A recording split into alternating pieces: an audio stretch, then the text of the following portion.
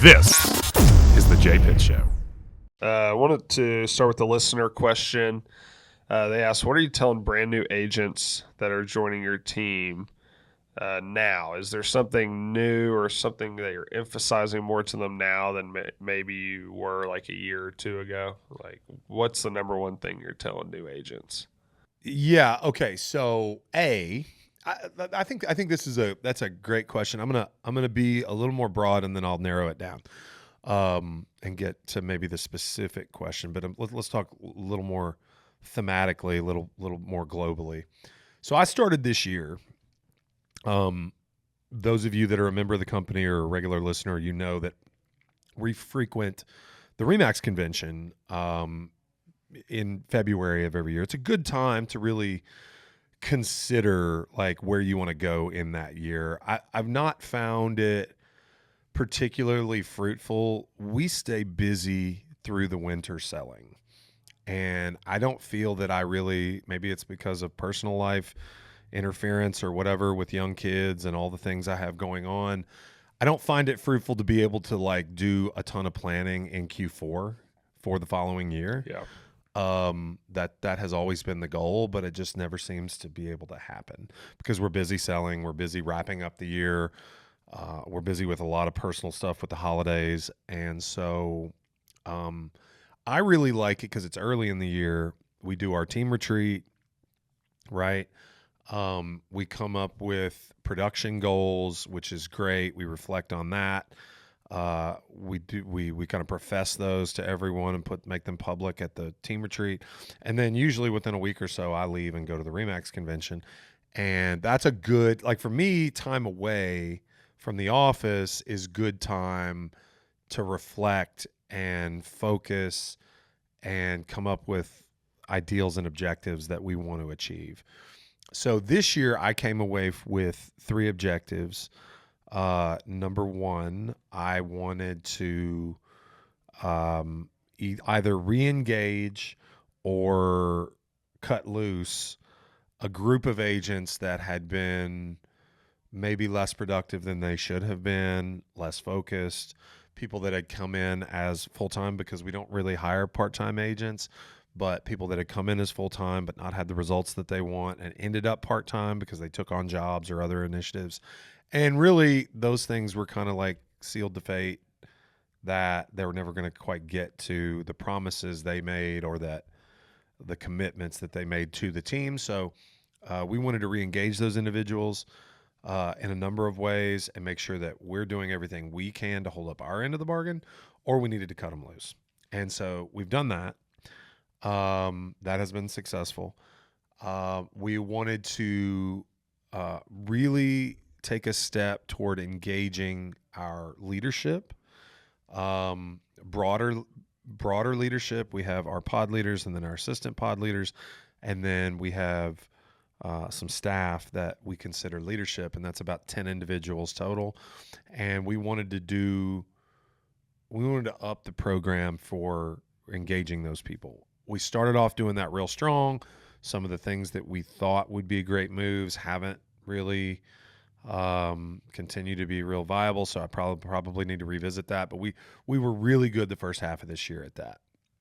And we could see a lot of those individuals really thriving and flourishing as a result. And then lastly, we wanted to make more robust our onboarding and training, if you will, program for new to the industry agents that have joined the team. So what we've done is we've gone back to basics a little bit. So this is not like what I tell them, but this is more what I require of them. And I'll talk to you about what I tell them too.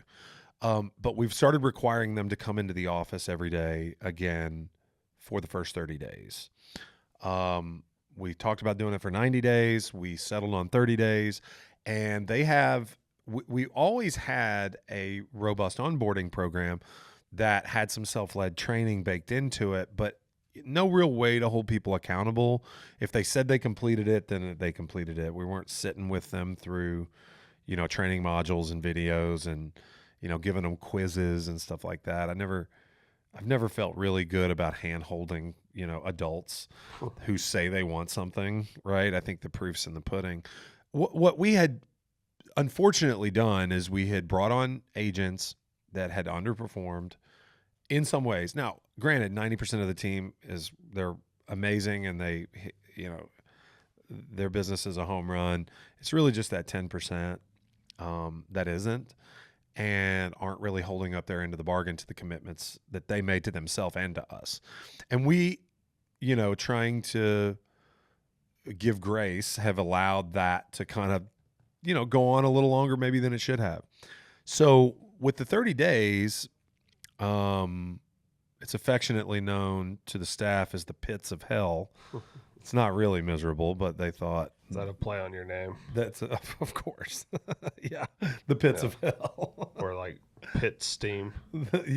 Yeah, well, my email domain is Pitt's Team. If you notice, I always capitalize the T in team because I don't want the other way to take root. But anyway, I digress, Ryan. They have something to do in the office every day for the first 30 days, 5 days a week, right? 5 days a week, for the first 30 days, they come in and they have to do something here. And that's rooted in the fact that distance will allow them to hide, right? I've always said, like, it takes somebody real special and dedicated to be their most productive, when they're at home with the TV on in the background, sitting on their couch, eating a bowl of cereal in their underwear when they want to take a break and folding a load of laundry here and there. And, let's empty the dishwasher. And, wait, the, hedges needed trimming. And, let's go get the mail. And, it just takes a really disciplined person. And at the very start of a career that allows you more freedom than almost any career you could ever have, it's almost like just asking for trouble when you afford people that amount of freedom from the very first second. And you also want them exposed to really successful people. And we've seen that the people that have the most success tend to be, at least in the early going, the people that spend the most time in the office. They're the ones that want to poke their head in and ask a question. They're the ones that want to survey 3 or 4 agents sitting at the table just right outside the office here on how they would handle a certain situation. It's the person that, says, hey, I'm going to make this call and I'm going to put it on speakerphone and I want you to tell me what you would have said in this situation compared to what I actually say. It's those people that are seeking feedback that really get better faster and have the better production. And what we know is that a transaction in your first month is going to propel you forward. And you might get 2 in your second month, and you might get 2 more in your third month, and you might skip a month but have 3 in the following month. And next thing you know, you're 12, 15, 18 transactions in to, your first year, and now you've set up the foundation for a really successful career.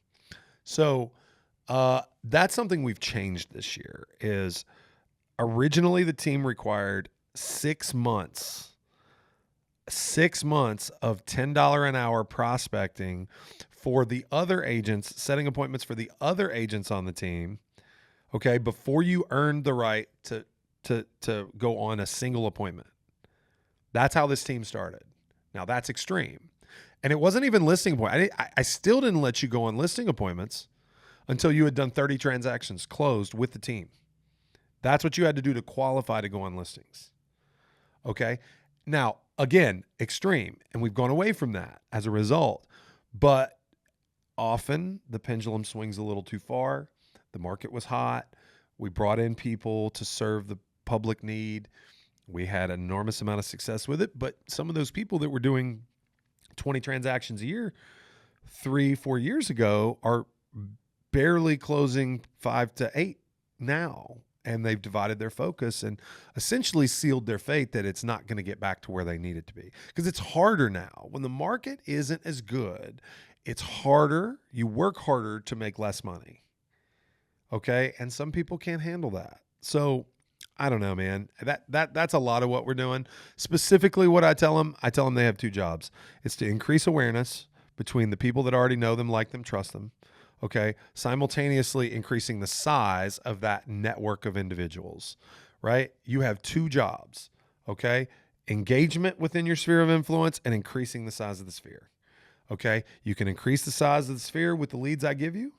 Okay. Or you can door knock, or you can, chat up everybody you meet and put your business card on bulletin boards and, join networking groups and, put out social media posts and create videos and do all kinds of stuff, right?